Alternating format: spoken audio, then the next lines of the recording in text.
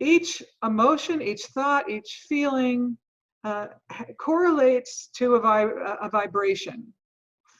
And our vibrations correlate to our frequency overall and our resonance in totality. How we resonate as a conscious whole being. We're resonant at a certain frequencies and vibrations.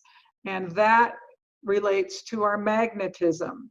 Especially last week, for those of you who may not have been there, we all come into the lifetime with a certain level of magnetism based upon karma.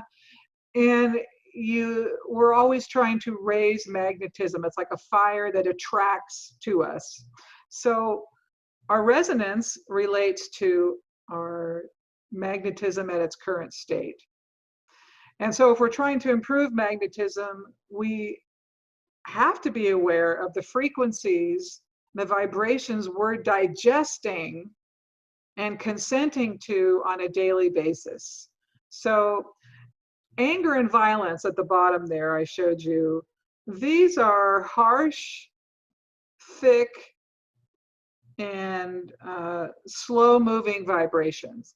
You can create from any vibration, but you probably won't like what you get if you're creating from anger and violence.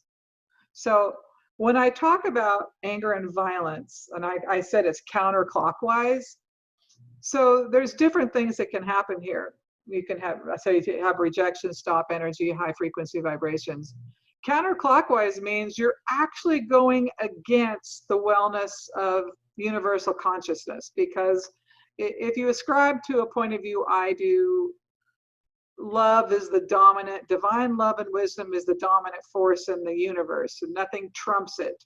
It is, and that's why we have to be receptive to what divine love and wisdom gives to us. Anger and violence is the opposite of that. So a clock goes this way, counterclockwise the other. So you're actually doing harm to yourself and to the system when you act out of those types of vibrations. If you go up a little bit, you've got self-doubt, you've got self-abandonment, self-loathing, depression.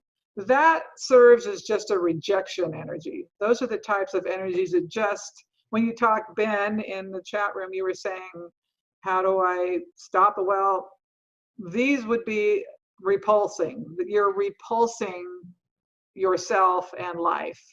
They go together. You move up the scale, you've got apathy, boredom, confusion, fear, frustration. These are just stop energies. You may not be rejecting and you may not be going counterclockwise, but you are, you're stopping things from progressing. So you get the status quo. You just keep creating the same thing over and over and over and over again. And then when you get further up the energetic scale, there's optimism, generosity, ease, happiness, courage, joy, and enthusiasm. And these are all high frequencies. They're spacious, they're fast moving, and they're attractive. And that's what causes you to be able to receive. And that's the other piece of this discussion. As you go down the scale to the lower frequency vibrations, they're always thicker and they always move more slowly. So there's the incentive for everybody who wants things to move fast. I want to have it, to be able to stay in that space. And you can't pretend it. There is this idea that I'm going to put on a happy face. That you can't fake it. You actually have to become these things.